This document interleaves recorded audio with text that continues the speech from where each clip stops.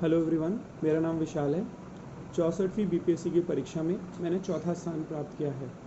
इस एग्ज़ाम की तैयारी के साथ साथ मैंने नौकरी भी की है। मैं फ़िलहाल रक्षा मंत्रालय में ऑडिटर के पद पे कार्यरत हूँ।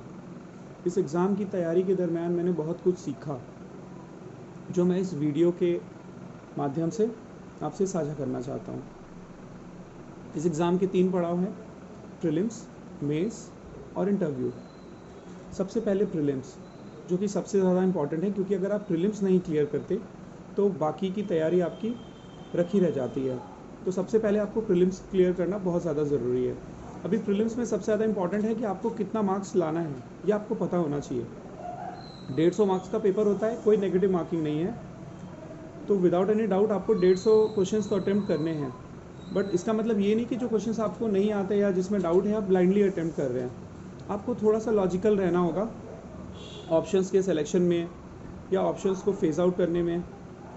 प्रीलिम्स का जो एक डिसेंट स्कोर है आप 100 to 110 मान सकते हैं, बट जो पिछले कुछ सालों का ट्रेंड है, आप 110 एक सेफ स्कोर है कि आप जब एग्ज़ाम के बाहर आ रहे हैं, एग्ज़ाम दे के बाहर आ रहे हैं, तो आपको ये नहीं हो कि चिंता हो कि आपको लगना चाहिए कि मेरा हो रहा है नहीं हो रहा है। एग्ज़ाम जब आप दे रहे हैं आप श्योर होना चाहिए कि आपका सिलेक्शन हो रहा है। अब प्रीलिम्स में ये श्योरिटी आएगी कहाँ से? इसके लिए आपको मॉक देना होगा। मॉक तैयारी के बाद हर मॉक आप देते हैं 2 घंटे और उस मॉक का फिर एनालिसिस करते हैं।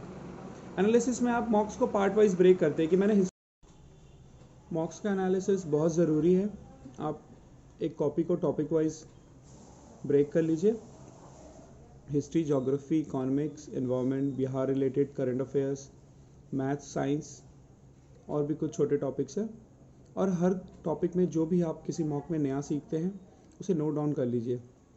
एग्ज़ाम के ठीक कुछ दिनों पहले काफ़ी प्रेशर रहता है और पूरा सिलेबस आप रिवाइज़ नहीं कर पाएंगे। उस समय आप वही रिवाइज़ करें जो आपने मॉक से सीखा है या मॉक्स में जो क्वेश्चन आपसे गलत हुआ था, क्योंकि जो आपने मॉक में सही कर दिया आप एग्ज़ाम के दिन भी सही कर देंगे। उसके बारे में आपको कोई चिंता नहीं करनी है। जितनी देर आप मॉक देते हैं उतनी देर आप मॉक को एनालाइज करिए। जितना डेप्थ में आप जाएंगे उतना फ़ायदा आपको एग्ज़ाम में होगा। मॉक्स का स्कोर से ज़्यादा इंपॉर्टेंट है मॉक्स का टेक अवे, कि आपने उससे क्या सीखा। मॉक्स का स्कोर धीरे धीरे बढ़ जाएगा जैसे जैसे आप प्रैक्टिस करेंगे, जैसे जैसे आप रिवाइज करेंगे, सीखते जाएंगे। उसके लिए ज़्यादा चिंता करने की ज़रूरत नहीं है।